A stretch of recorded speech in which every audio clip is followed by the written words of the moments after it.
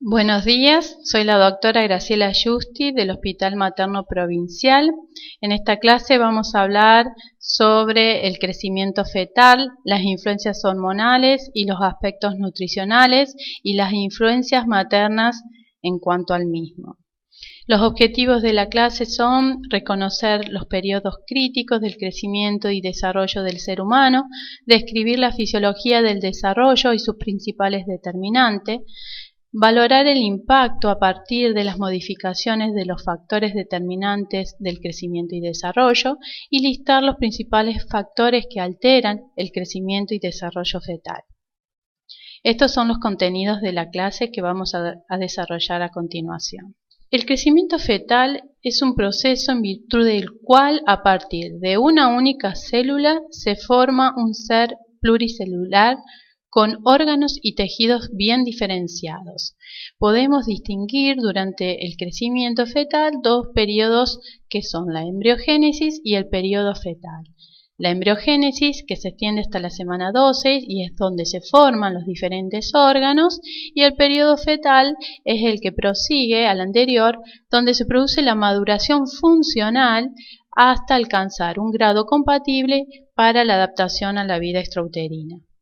Durante el periodo embrionario, que es el primer periodo del desarrollo, se produce una multiplicación importante de células y un incremento importante del número de células. El inicio de este proceso se realiza por fenómenos que son muy precisos y no están bien explicitados, son poco conocidos algunos de ellos, y permiten la expresión génica de determinados grupos celulares que son los que van a determinar la morfogénesis de los distintos órganos y tejidos fetales. En la primera semana gestacional se produce la proliferación celular y esta es muy intensa, donde no se aprecian todavía estructuras diferenciadas. En la segunda semana, esta masa celular se diferencia en dos capas, el ectodermo y el endodermo.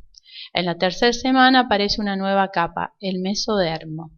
En la cuarta semana aparecen somitas y se inicia la diferenciación de los órganos fetales. A la octava semana, el feto adquiere una apariencia humana y desde este momento hasta la 12ª semana se va a completar la embriogénesis. En este periodo el desarrollo es autónomo y depende fundamentalmente de la carga genética y de un aporte adecuado de nutrientes. Es así que la desnutrición materna en el periodo de preimplantación placentaria disminuye la expresión de factores de crecimiento símil insulina y por lo tanto el crecimiento fetal. Los medios pobres en factores de crecimiento y o factores nutricionales determinan un retraso de crecimiento posterior y un bajo peso al nacer. Esto ha sido durante el desarrollo embrionario. El mismo se produce de una forma autónoma y depende fundamentalmente de la carga genética y de un aporte adecuado de nutrientes. Es así que la desnutrición materna durante el periodo de preimplantación placentaria disminuye la expresión de factores de crecimiento símil insulina y el crecimiento fetal. Los medios pobres en factores de crecimiento y o factores nutricionales determinan un retraso de crecimiento posterior y un bajo peso al nacer. Las malformaciones fetales observadas en los hijos de madre diabética también representan ejemplos de la sensibilidad del periodo embrionario a los agentes externos. El segundo periodo es el periodo fetal y este es el que prosigue al anterior, donde el ritmo de multiplicación celular ya es menos intensa que el periodo embrionario, pero continúa siendo mayor que la del periodo postnatal. El sistema cardiocirculatorio, pulmón y en gran medida el sistema endocrino alcanzan un grado de madurez compatibles con las necesidades de adaptación a la vida extrauterina. En cambio, el sistema nervioso, inmunitario, digestivo y renal, aún presentan grados variables de inmadurez que van a desaparecer durante el desarrollo postnatal y proseguirán en diferentes ritmos durante la infancia, adolescencia, hasta llegar a la vida adulta. ¿Cuáles son los determinantes del desarrollo fetal? Los principales determinantes son la salud y nutrición materna, la placenta y la circulación feto-placentaria. El desarrollo de algunos sistemas hormonales y su interacción con los factores locales de crecimiento son los mayores determinantes del desarrollo fetal. La expresión de factores de transcripción y síntesis de gran cantidad de factores tisulares de crecimiento que actúan localmente regulando la multiplicación y diferenciación celular lo hacen a través de mecanismos de tipo autócrinos y parácrinos. El tamaño del útero es otro de los determinantes del desarrollo fetal. El aporte de oxígeno y los nutrientes al feto también están implicados en su desarrollo y es uno de los principales determinantes. El estado nutricional del feto puede regular la expresión de genes de los transportadores de enzimas que están involucrados en las distintas vías metabólicas. Los factores genéticos, tanto maternos como fetales, son otros de los involucrados en este periodo de desarrollo. Vamos a describir cada uno de ellos someramente y vamos a empezar con la salud y la nutrición materna. La ingesta y las reservas maternas determinan el aporte de nutrientes energéticos hacia el feto. En la primera etapa del desarrollo se realiza por difusión y en la segunda etapa se realiza a través de la circulación útero-placentaria fetal.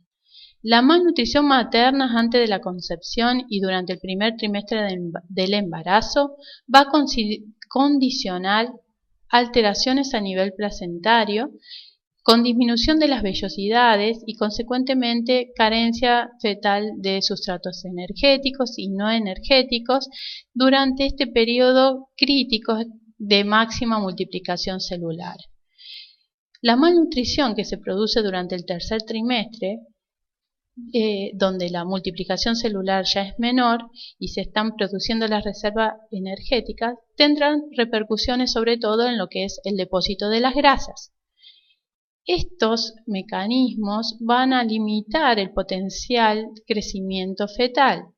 Estos procesos de malnutrición en las dos etapas del desarrollo van a limitar su crecimiento. El origen de las anomalías del desarrollo fetal y la probable causa de las patologías en la vida adulta descritas por Barke están determinadas por alteraciones producidas en estos periodos críticos del desarrollo fetal. El feto experimenta variaciones metabólicas en función de los cambios del entorno nutricional para utilizar mejor los nutrientes disponibles y así poder mantener su crecimiento y desarrollo lo más parecido a lo normal.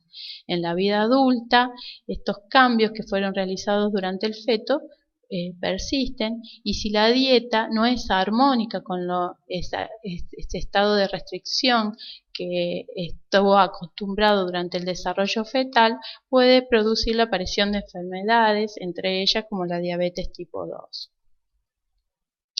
La glucosa es el mayor sustrato energético utilizado por el feto y el aporte está relacionado con las concentraciones maternas. El lactato es otro de los principales sustratos energéticos fetales que está sintetizado por la placenta.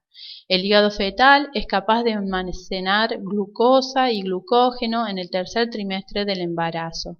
Los aminoácidos prácticamente no son oxidados. Hay un alto grado de síntesis proteica que está relacionada con la alta multiplicación celular y la diferenciación celular. Los lípidos son utilizados de tres formas: oxidación, almacenación como reserva energética, y lo utiliza también formando las membranas celulares y la grasa estructural de los sistemas nerviosos y la retina. Los triglicéridos maternos son hidrolizados en la placenta y también pueden atravesar directamente la placenta. La función principal de este pasaje transplacentario de triglicéridos no es formar reservas energéticas fetales, sino la glucosa es el mayor sustrato energético utilizado por el feto y el aporte está totalmente relacionado con las concentraciones maternas. El lactato, otro de los sustratos energéticos fetales, también es sintetizado por la placenta. El hígado fetal es capaz de almacenar glucosa y glucógeno en el tercer trimestre del embarazo. Los aminoácidos prácticamente no son oxidados, ya que son totalmente utilizados como síntesis.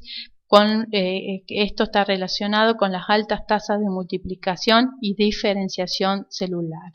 Los lípidos son utilizados de tres formas. Los oxida, los almacena como reserva energética y los utiliza formando membranas celulares, grasa estructural del sistema nervioso central y retina. Los triglicéridos maternos son hidrolizados en la placenta y pueden atravesar directamente la placenta. La función principal no sería la de ser oxidado en este caso, sino que la de formar las reservas energéticas fetales, fundamentalmente en el tercer trimestre. La alimentación materna, la vitamina D y los depósitos esqueléticos de calcio constituyen la fuente de este aporte hacia el feto. La nutrición fetal es un factor también regulador del crecimiento fetal. La placenta y la circulación fetoplacentaria, otro de los factores reguladores del crecimiento.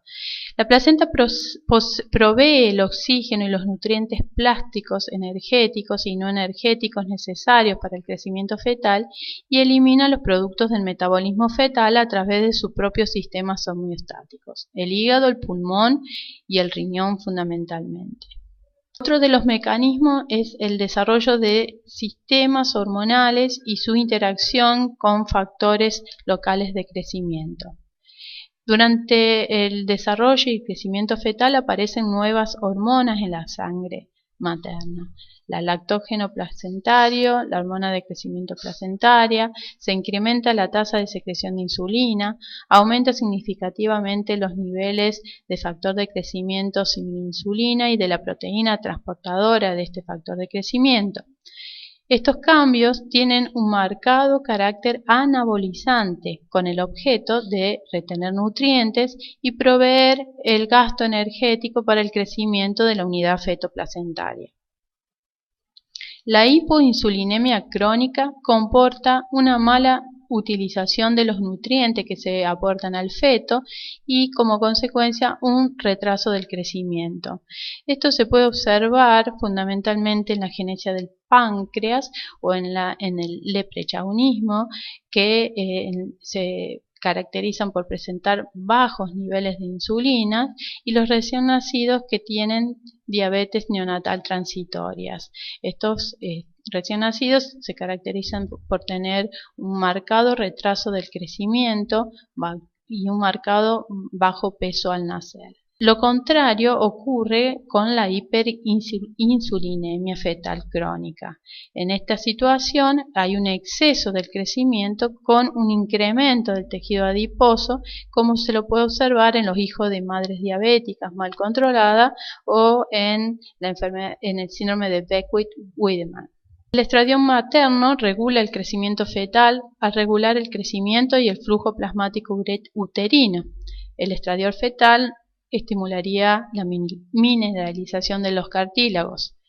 Otra de las hormonas implicadas en el crecimiento son las hormonas tiroideas, que no tienen influencia en la longitud del feto, aunque sí tienen influencia en la mineralización del esqueleto óseo y el desarrollo del sistema nervioso central. La leptina es otra hormona utilizada durante el desarrollo fetal. Es así que sus niveles guardan una relación directa con el crecimiento fetal global y el crecimiento del tejido adiposo fetal. Los fetos a término que tienen retraso de crecimiento intrauterino tienen niveles en valor del 50% del valor del recién nacido de término normal. El tamaño uterino. Durante el embarazo, el tamaño uterino aumenta progresivamente y de forma especial durante el tercer trimestre del embarazo.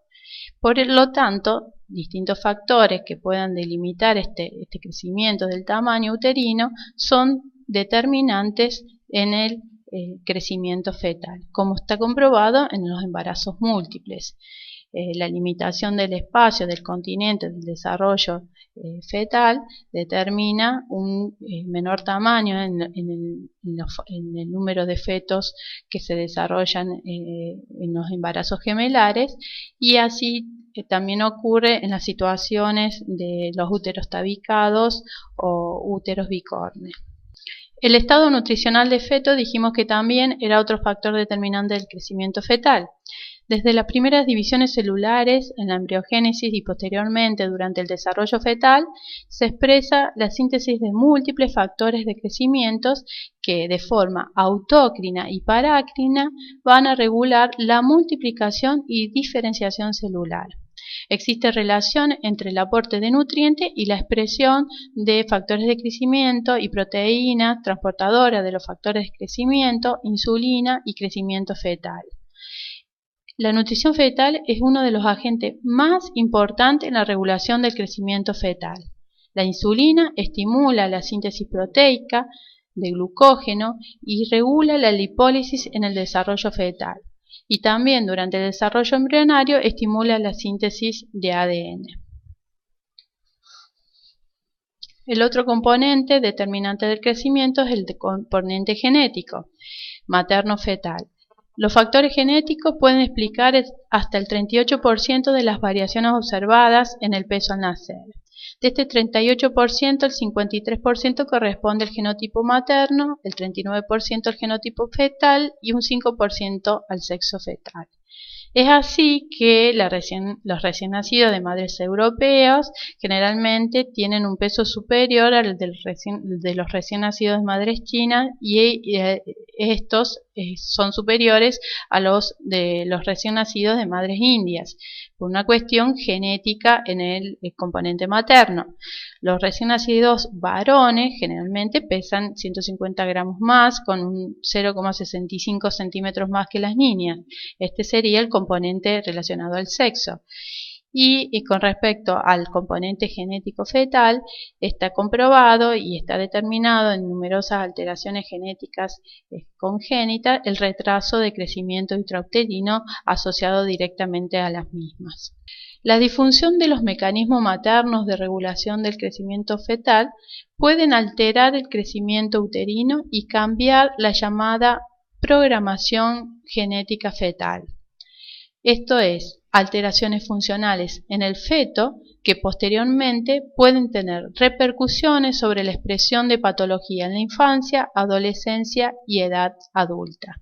Por ejemplo, se ha asociado el retraso de crecimiento intrauterino con retraso de crecimiento postnatal, insulinoresistencia en la infancia y adolescencia, y con el síndrome X, que se caracteriza por insulinoresistencia, diabetes tipo 2 e hipertensión arterial.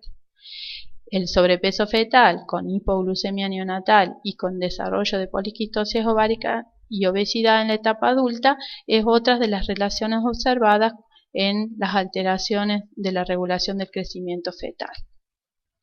Los factores que pueden alterar el crecimiento fetal los podemos dividir como factores maternos relacionados a las alteraciones vasculares, que corresponden al 30% de los retrasos de crecimiento intrauterino.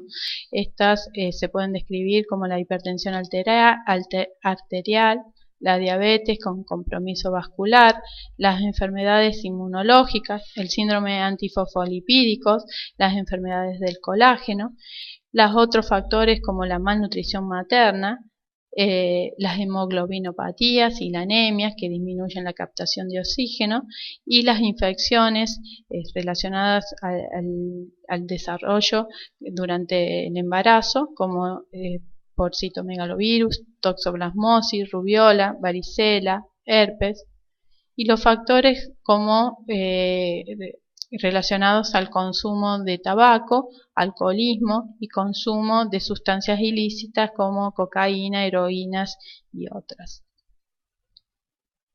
Los factores que pueden alterar el crecimiento fetal desde el punto de vista placentario están relacionados a los sangrados continuos por inserción baja placentaria, desprendimientos de mayor del 40%, corioangiomas placentarios, placentas circunvaladas, inserciones velamentosas y calcificaciones placentarias. Los factores que pueden alterar desde el punto de vista fetal están relacionados a las alteraciones cromosómicas, metabólicas, renales, displasias óseas y distrofias musculares. Vamos a describir un poquito más en detalle algunos de los factores que alteran el desarrollo, que están dentro de los más importantes, como es la hipertensión arterial materna. La hipertensión arterial materna es la primera causa de mortalidad en países desarrollados y la segunda en los países en vías de desarrollo. La hipertensión en el embarazo se clasifica como preeclampsia, eclampsia, hipertensión arterial crónica, hipertensión arterial crónica más preeclampsia, hipertensión arterial transitoria. Los efectos que puede causar en el feto y el recién nacido están relacionados a un aumento de la mortalidad, una mayor prematurez, por la necesidad de interrumpir antes el embarazo, por el riesgo de la salud materna y fetal que implica el aumento de la tensión arterial, el mayor riesgo de desprendimiento placentario, el riesgo de presentación de convulsiones maternas, lo cual predispone a hipoxia y isquemia fetal, el aumento de la resistencia vascular uterina, que produce una disfunción placentaria con retraso de crecimiento intrauterino asociado a poliglobulia, hipoglucemia, asfixia, líquido meconial y muerte en el estado postnatal. La presencia de trombopenia y plaquetopenia transitorias también se pueden presentar como manifestaciones de los recién nacidos de mamás con GEL. Otro de los determinantes importantes en el desarrollo y crecimiento fetal está relacionado con el consumo problemático de sustancias. El alcohol es una de ellas y es la droga que más frecuentemente se abusa en muchas partes del mundo. El síndrome alcohólico fetal es la principal causa de retardo mental adquirido en Estados Unidos. La exposición al alcohol produce un amplio espectro de efectos sobre el feto que se denominan efectos del alcohol fetal. Los casos más severos se denominan síndrome alcohólico fetal. Este síndrome se caracteriza por deficiencia de crecimiento prenatal y postnatal, anormalidades del sistema nervioso central, anormalidades craneofaciales y mayor incidencia de malformaciones congénitas. Los efectos por el alcohol pueden originarse tan solo con una toma aislada durante la gestación y la embarazada debe abstenerse del consumo durante la gestación. El consumo de tabaco está relacionado a los trastornos de crecimiento y desarrollo por mecanismos que involucran al monóxido de carbono y a la nicotina. Se reduce la capacidad de captar y entregar oxígeno y también se produce una disminución del flujo sanguíneo relacionado al consumo de esta sustancia. Aumenta en forma importante la incidencia de desprendimientos placentarios. Afecta también todos los parámetros de crecimiento, el peso, la talla y el perímetro cefálico. Se relaciona con mayor incidencia de labio leporino y fisura palatina. Y también se asocia con síndrome de muerte súbita en la infancia, mayor incidencia de otitis media, asma y otros problemas respiratorios de la niñez. Por último, las sustancias ilícitas como cocaína y opioides constituyen un problema sanitario muy importante en nuestra sociedad y cada vez mucho más frecuente. Generalmente el tipo de vida que llevan asociada las madres consumidoras y los efectos que tienen las diferentes sustancias suponen un riesgo no solo para la salud de la madre, sino también para la descendencia. El consumo de sustancias ilícitas es un fenómeno transversal, afecta los distintos sexos, las distintas edades, las distintas clases sociales y cada vez afecta más jóvenes y fundamentalmente jóvenes que se embarazan. La cocaína actúa aumentando la recaptación de los neurotransmisores a nivel presináptico, produciendo vasoconstricción, taquicardia, hipertensión y aumento de catecolaminas circulantes. Está asociada con anomalías del desarrollo genitourinario, cardiovasculares, del sistema nervioso central y de las extremidades.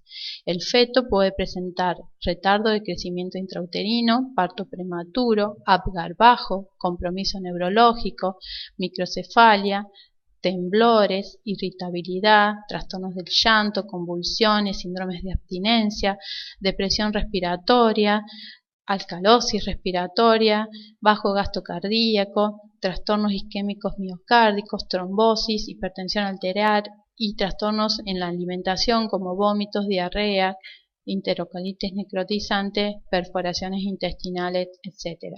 Actualmente se está estudiando las consecuencias a largo plazo, sobre todo sobre el comportamiento, la dificultad en el aprendizaje, el retardo mental y la capacidad motora, que también se ha asociado a trastornos epilépticos y efectos también a nivel neuropsiquiátrico. En el caso de las madres consumidoras, la sífilis congénita es 4 veces mayor y el HIV 3,5 veces más frecuente que en la mujer no adicta. La evaluación de los recién nacidos después del parto incluye abrir una hoja de puntaje para valorar el síndrome de abstinencia. Habitualmente en nuestro servicio utilizamos el score de Finnegan para esta evaluación. Las determinaciones analíticas obligatorias consisten en hacer análisis de glucosa, calcio, magnesio, investigar la posibilidad de sepsis, realizar un examen clínico cuidadoso para descartar malformaciones asociadas y ante la sospecha de las mismas realizar los estudios complementarios pertinentes. En general, no se recomienda el amamantamiento si se ha demostrado que la madre abusa continuamente de drogas o bien si es HIV positivo.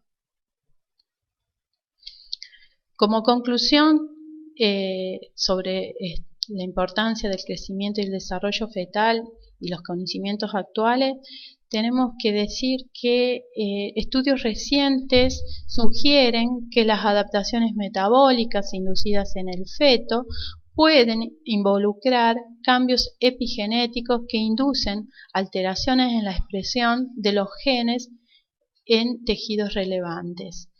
La nutrición materna es el principal factor en la etiología de las enfermedades no comunicables. Los adultos expuestos a desnutrición en útero presentan mayor prevalencia de diabetes tipo 2 y síndrome metabólico.